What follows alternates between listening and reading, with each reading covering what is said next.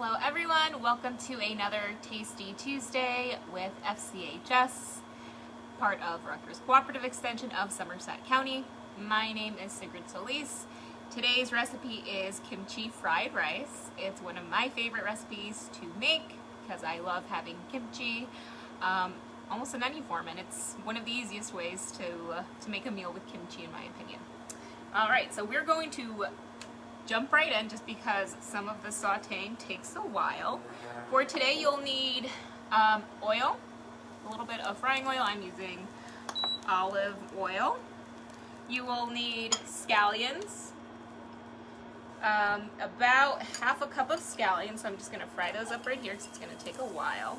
I'm frying up just the white parts of the scallions, and then the green parts you won't want to discard that. You'll just want to slice them up sort of diagonally like that, so that they sort of look like that. Those we're going to put on top of our rice once it's done. So I've got that frying up. You'll want a teaspoon of minced garlic and a teaspoon of minced ginger, so that is going in. This is over medium heat, so I'll leave that sauteing for a little bit.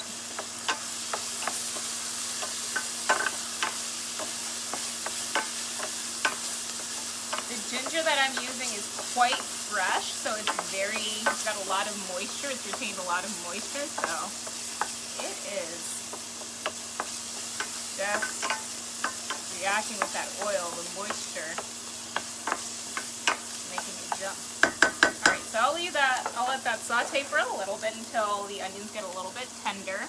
The other ingredients we have today, veggies, kind of like last week's curry, whatever veggies you have on hand. So today I've got some julienne carrots. So I use this really awesome tool. It looks like a peeler, but it's actually not if you look at it pretty closely. I highly recommend a tool like this because you can make ribbons out of carrots, out of zucchini, what have you, and you don't have to buy the shredded kind at the grocery store, which ends up being a little bit more expensive because of the processing that food companies have to do. I've also got a cup of peas. You can do edamame, great source of protein, one of my favorites. Also toss in here. And then I've also got, I'd say this is about half a cup of mushrooms. These I just had in my fridge, and it's about time that I use them, so they are going into the stir fry, to the kimchi fried rice. And of course we've got some rice. Now, note here, you'll want to use day-old rice. This will make sure that there's like less moisture so that the rice is less mushy. If you're using fresh rice, you might have a fried rice that ends up being a little bit mushier because of everything that goes into it. Day-old rice is also great because it absorbs the flavors a little bit better. It's a little bit, I guess, more porous, you could say, in that sense. And then, of course, we've got our kimchi, right? So this kimchi is actually it's a spicy kimchi, and it's got beef and soft tofu, right? So it's got that extra protein in it. I'm not a big fan of pork, so I opted out of the pork. There are vegan varieties. Just be sure to read the label to make sure that you are indeed getting a vegan kind, if that is part of your diet. Alright, so these are starting to look good. So now my onions are nice and translucent. From here I'll toss in my carrots. These will take a while to cook. Not as long as diced carrots, actually. I feel like the julienning, or the thin ribbon cut, helps it cook a little bit faster. And then I'll also add in the peas. And then I'll add in the mushrooms too, just because these mushrooms have a lot of moisture in them and I want that moisture to be released. So that I'm going to fry up for a little bit. My aromatics are in there, and this is starting to smell so good already.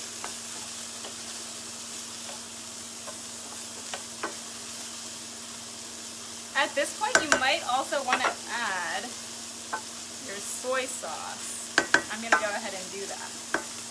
So here I've got reduced sodium soy sauce. Even though it's reduced sodium, it's still got quite a bit of sodium in it. Just 1 tablespoon has about 23% of your daily percent value. So if you're eating the entire portion of kimchi fried rice, which I don't think you would because it's quite a bit that it makes here, I'd say it serves about 2 or 3 people,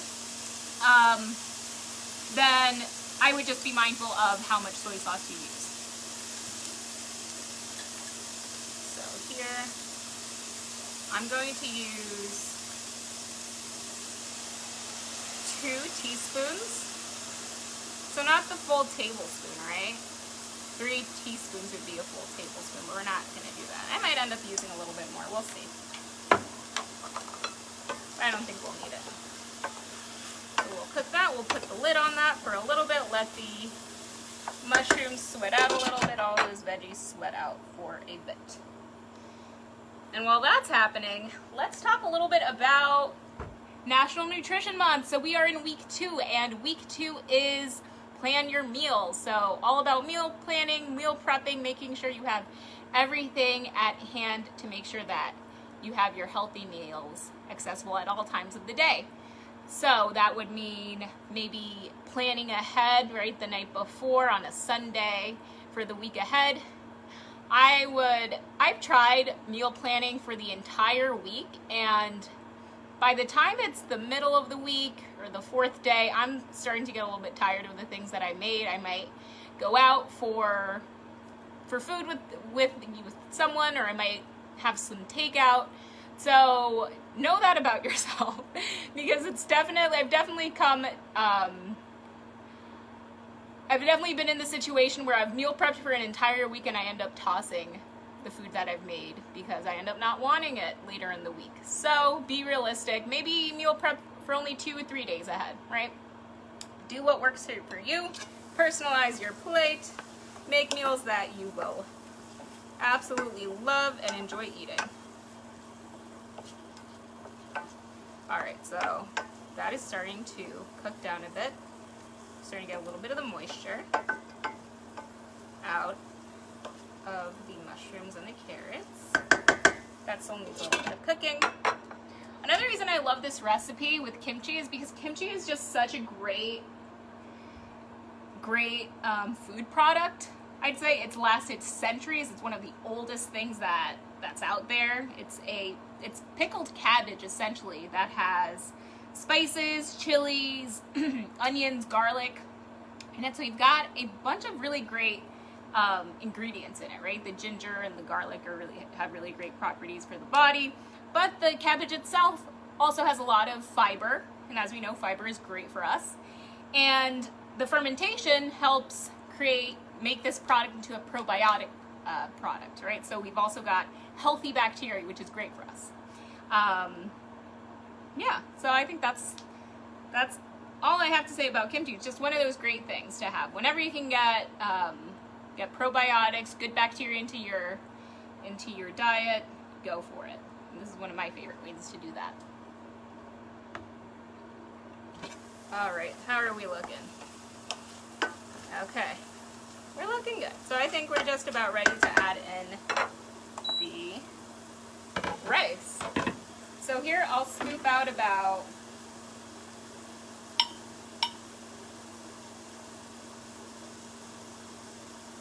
this is a 1/3 cup, so I'm going to do 3 of these. 2 and 3. Actually, I think I'm going to do more than that. I'll do 1.5 cups of rice. 1.5 cups of rice. In it goes. Give it a good mix.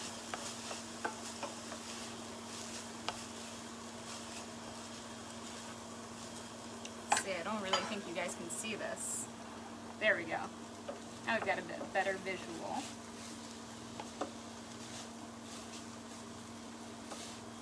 So that is nice and mixed now. Now from here I will add the kimchi. So we've got some nice tofu in here. I'm just going to, you might want to chop up some of the actual kimchi in there because you'll find that, you know, it's Napa cabbage, and Napa cabbage tends to be a little bit it's cut in thicker portions. I'd say about like 1 inch to 2 inch portions. So if you want it to be a little bit more bite-sized, then you can do that, and absolutely not necessary. But if you want to take that extra step, then go for it. Okay, so here I'm using about half a cup of kimchi.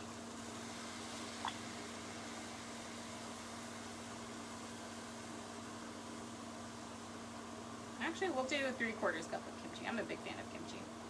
And then I'll want to take some of the broth. Here I'll take about 1/8 cup. It's about half of this 1/4 cup. And just sprinkle it over. You might want to do a little bit more than that, because we did use a little bit more rice. Give this a good stir. And oh man, this is really coming together.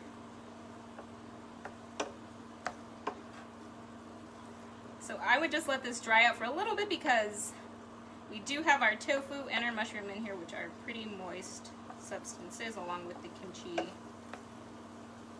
juice itself.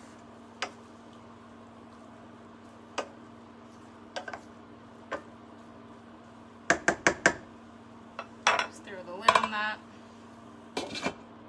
And then that will cook for a little bit more, but you should end up with something that looks like this. To serve, you'll want to throw on either, so if you're a big fan of cilantro, you could do cilantro. I'm just showing you how dirty the sides of this bowl are because I was eating it before because it was that good. This is what you should end up with. We've got a delicious kimchi fried rice. We've got our mushrooms there. We've got our scallions to top it. If you want to use cilantro and any other herb, feel free to do so. Here we've got our kimchi, our nice Napa cabbage, and let's see how it tastes. Absolutely delicious. Let us know if you try the recipe, and have a nice day.